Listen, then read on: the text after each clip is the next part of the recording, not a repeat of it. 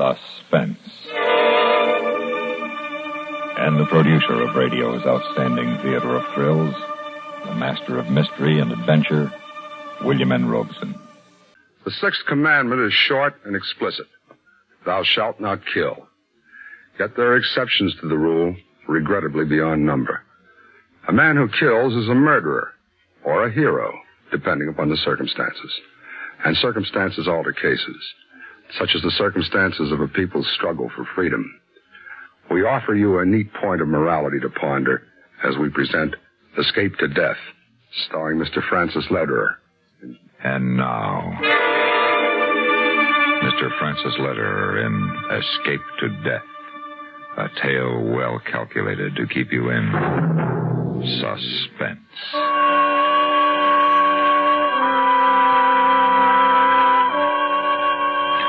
Outside, it's snowing more heavily now, covering the streets of Budapest with soft whiteness, covering the old, uglier snow and ice with their patches of dirty gray and angry red.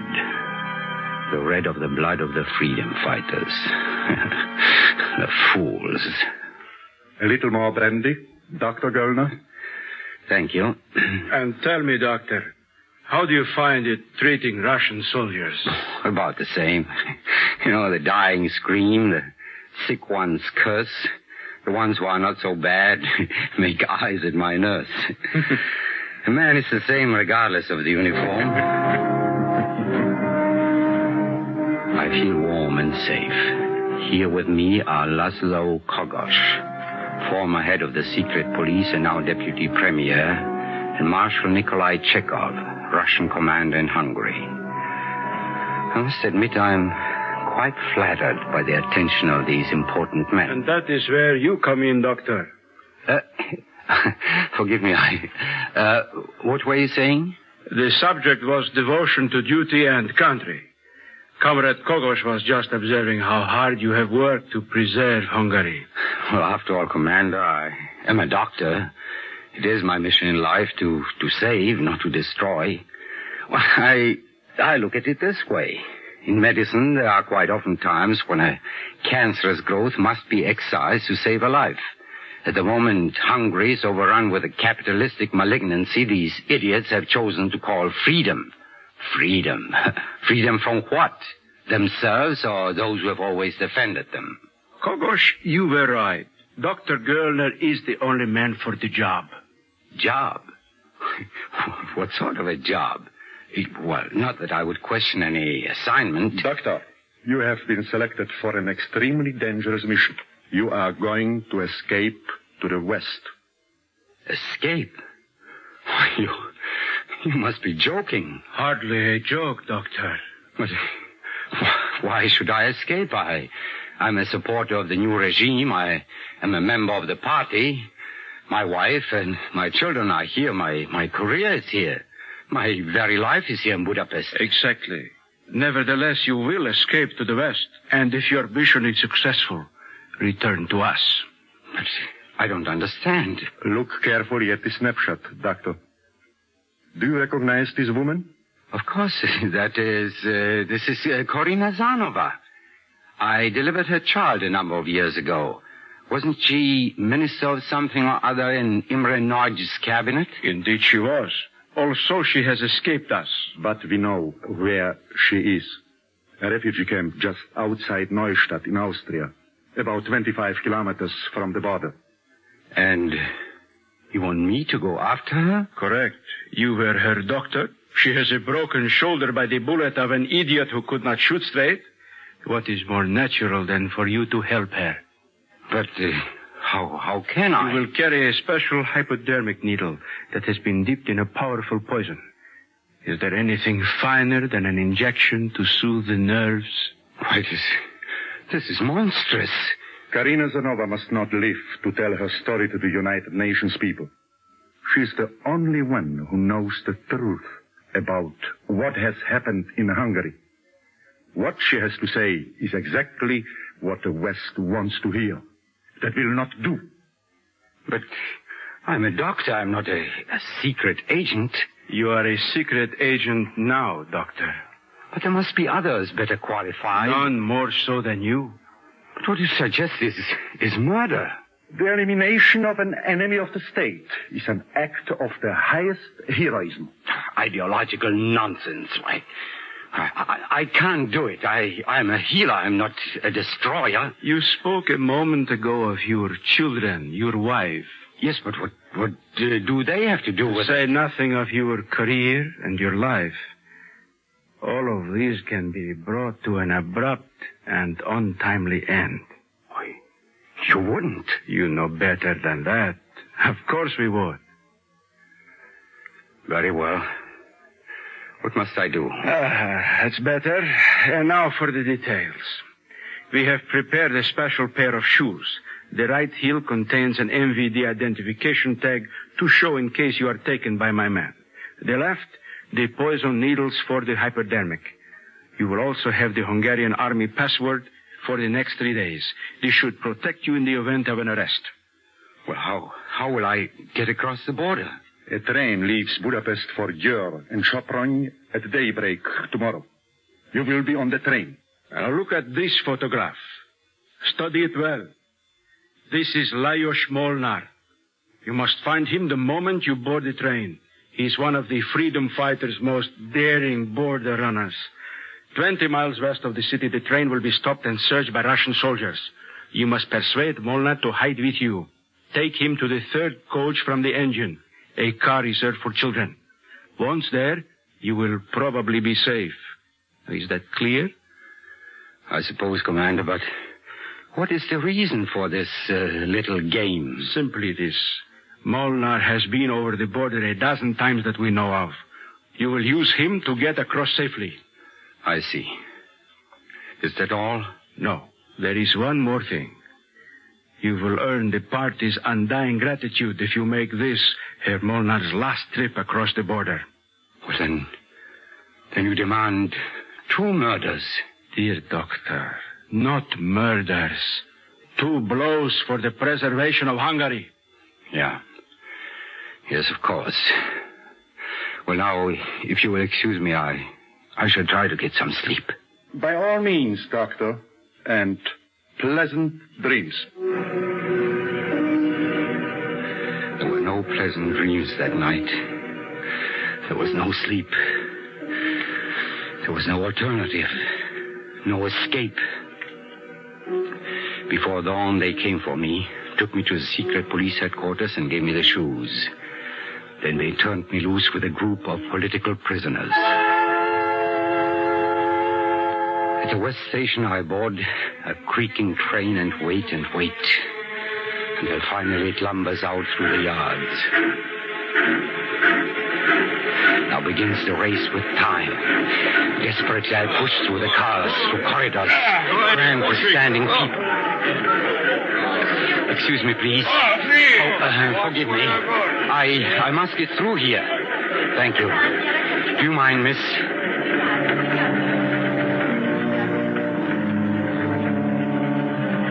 Where is this fool? I push, I shove, I twist and turn through an endless crush of packed humanity. The click of wheels singing their song of urgency.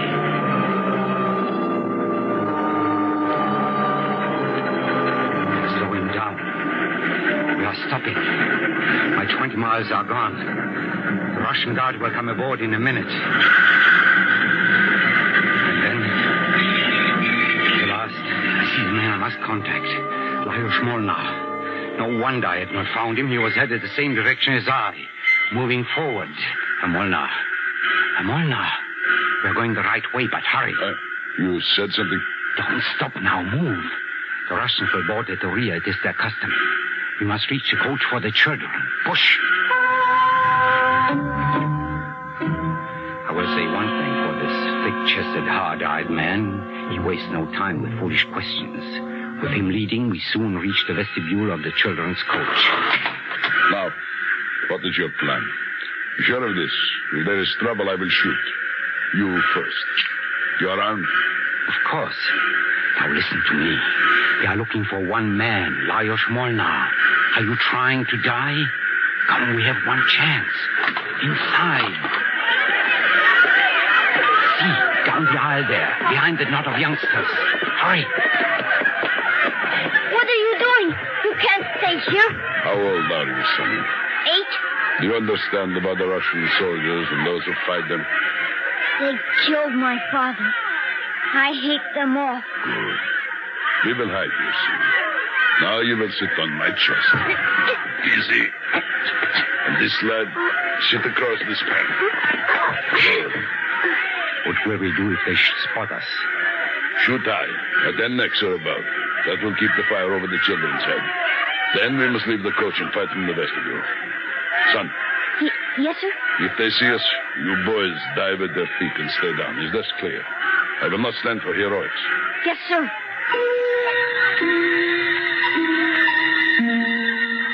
The long minutes drag into individual lifetimes. Chekhov and his MVD symbol are worthless. If they come, well, now we'll shoot.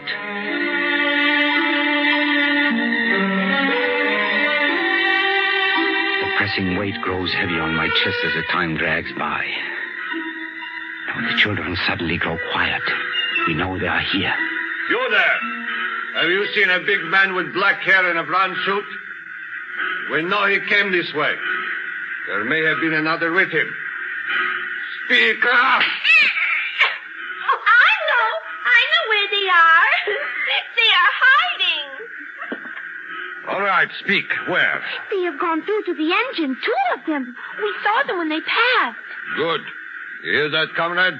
Let's go.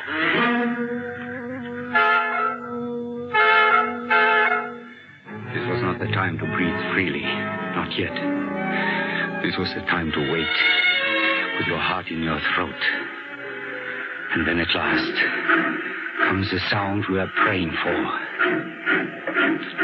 The test is over. The train is moving again. All right, get off. You must wear a tug. Here, this is for you. Give her some, then spread it around so all will have a bite. Chocolate? Why in the world? Stolen, where else? When one is in the open, one needs energy, especially running the border. You plan to cross again? Perhaps. Come. So I had enlisted the aid of the finest blockade runner in Hungary. We weave our way through the children to the exit. Then abruptly, Mona stops. He turns, driving the barrel of his automatic into my stomach. Now, my friend. What are you doing? Men have tried to pull this one on me before. You arranged to save my life, then learn how and where I operate. But never let it be said I was too hasty. I will give you just 30 seconds to explain how you knew my name and how you knew the Russians would board this train today.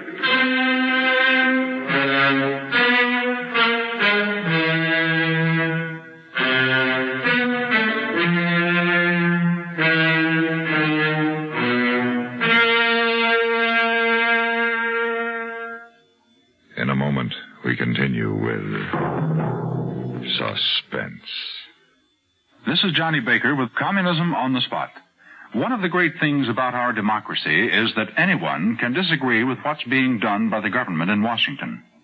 Not only that, but the government itself will protect the individual's right to have his say. If enough people see eye to eye, they can vote the leaders out of office.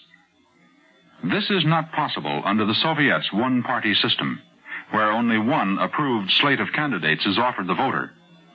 The people, therefore, have no way of publicly expressing their disapproval of governmental policies or the conduct of high officials. The only way Soviet politicians are put out of office is through the purge, their removal by blacklisting, transfer, or physical liquidation.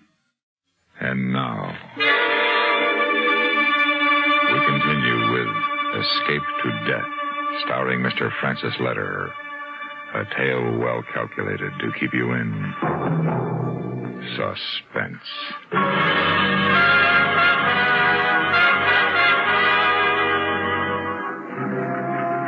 Is he bluffing, this huge man who has a reputation as the best blockade runner in Hungary? What does he mean to press the trigger of the heavy automatic he has shoved into my middle? Your time is almost gone, my friend. Speak quickly. Well, if you must kill me, you must, I suppose. Perhaps in your place, I might do the same. All right. Say your piece.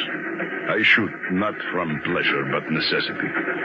I'm a doctor, Franz Gellner. Some time ago, I made the mistake of criticizing our emasculated premier in public. I was arrested and held for a month. This very morning, I was released. What has that to do with your knowing my name and that I would be on this train today? Well, last night, many patriots were executed. I was marched out with a Russian firing squad, but, well, for some reason, they did not shoot me. On the way back, two of the men were joking about how pleasant it would be when they could do that to Lajos Molnar. The other replied he would like to see your face when the westbound morning train was stopped. I see. Now the next question. How did you know what I looked like? Well, Doctor.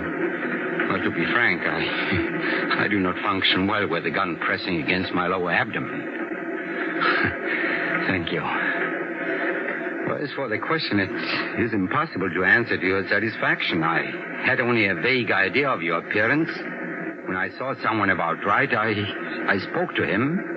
Well, you were the only one who did not give me a blank stare. To be truthful, I'm still not sure. Are you the much-hated Molnar? A bit of chocolate, Doctor.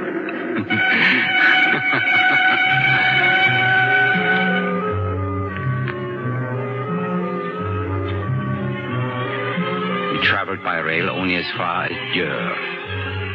From there, we bought transport to Chorna, where Molnar obtained a car of ancient vintage. Now the early darkness has descended on us. The bitter wind brings with it a light snowfall that makes it hard to see the road ahead. The old car's dim lights. How do you feel? Not badly. Except for my feet. They are freezing. You sure you understand about this crossing?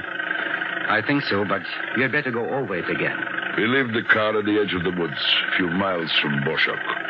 The forest extends into the Austrian border. Once there, you will surrender yourself to the Austrian border guards. They will take you to the town of Recknitz. When you have identified yourself, they will ship you up the line to a big camp outside Neustadt. Then, you're not going with me? Not for long. The Austrians and I have a working agreement. When I do not bring much, I do not stay long. But, such a risk. Is it worth what you make? I don't like that remark, Doctor. There is no profit. What I take across is information. For the world.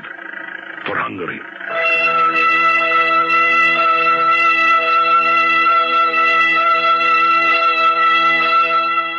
Time goes swiftly now.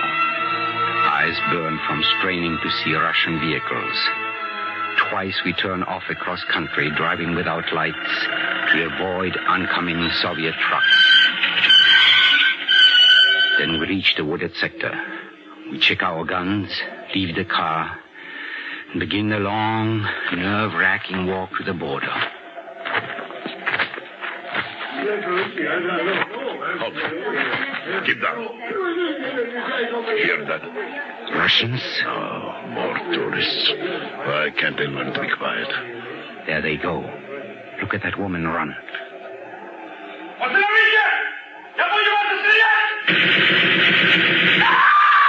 Hurry. Down this way while they are busy. It is a nightmare. Running this way, bent over. Makes me realize my age. Suddenly a foot catches me in the back and I go down my face against the hard ice. I roll over, gun ready. But Molnar is down on one knee facing away from me. Then I realize what had made him so fat. It wasn't all coat. There are two of them in Russian uniform. He gets both before they can fire. And we're up again, running. At last, he grabs him by the arm. See that open space? On the other side is Austria. But the border guards, where are they? Not far. They will have you before you go another quarter mile. Wait here while I hide my spray gun. Instead of waiting where he said, I creep up behind him. When he kneels beside a fallen tree to hide the Sten gun, I do it. It is easy. Too easy. This first murder. I'm running in zigzag pattern across the open snow into Austria. I don't get far before two men in foreign uniforms step out from behind the trees. Halt! Sprechen Sie Deutsch? Ja, natürlich. Gut, kommen Sie mit. The guards lead me over a trampled path in the snow to a long, low shack, full of tourists. One or two of them are near hysteria, and all of their faces show the reaction of overexposure. Some sit shivering alone. Most huddle before the curved iron stove and try to dry their sopping feet. There are two men, however, who sit to one side and watch the arrivals. After a moment, one of them gets up and comes over to me. I recognize him for what he is, and I become acutely conscious of the MVD symbol in my right heel. Your name, sir? Dr. Franz Göllner, recently of Pest. A doctor, huh? You'll be a welcome addition. Are you asking political asylum? Yes, I'm asking political asylum. All right, doctor, we'll try to rush you through. I'll go and see if I can't scare up a medicine kit for you. There are a number of cases that need help. Excellent. I will be only too glad to help. Just a moment, doctor. Your right shoe. I look down and my heart stops. The trick heel, the one with the Russian secret police identification in it, has come loose. Now, it is slid halfway off the heavy walking boot, its thickness protruding beyond the back of the shoe on its grooved track. A man could break his neck with a heel like that. Here, let me get my gun. I'll tap it back in place. There, all fixed. Isn't that better? Yes, much better.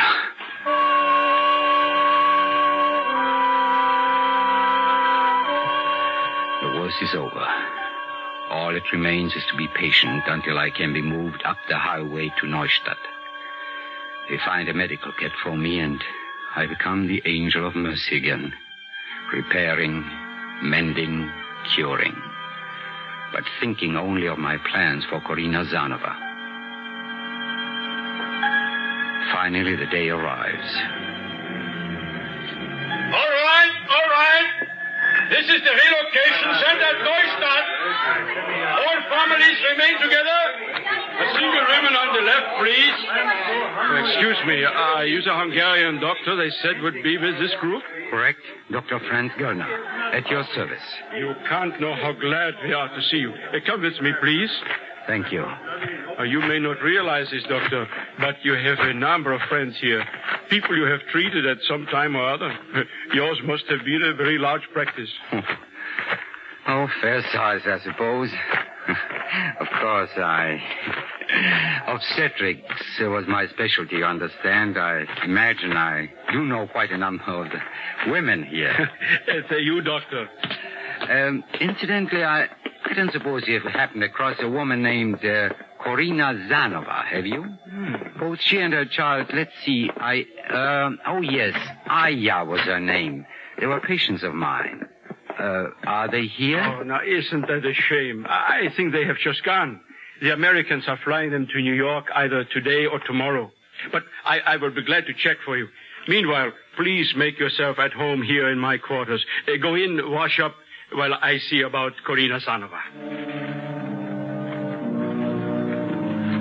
I go into the washroom, but not to wash up. I flip off the heel of my left shoe, take out the poison needle, and attach it to a hypodermic from the medicine kit. And then I pace the colonel's quarters, waiting.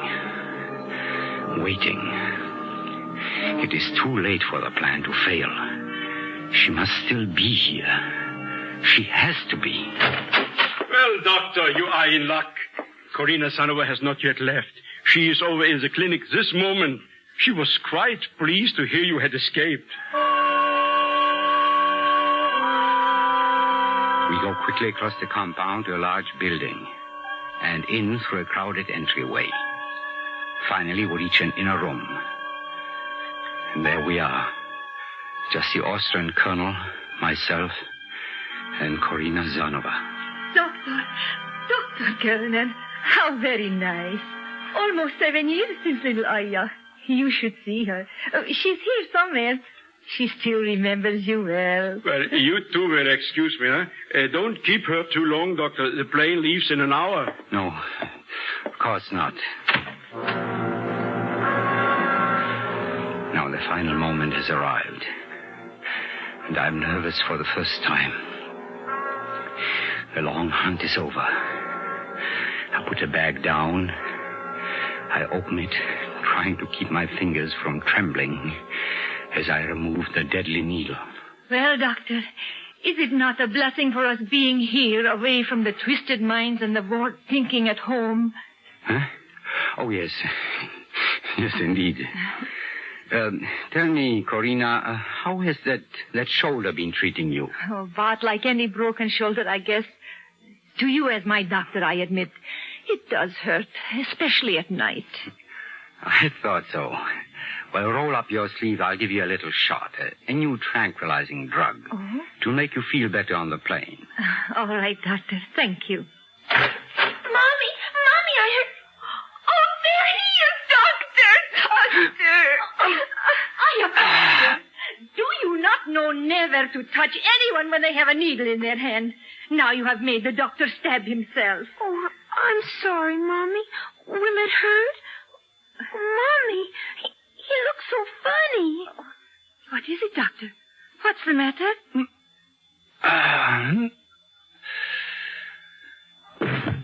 Doctor!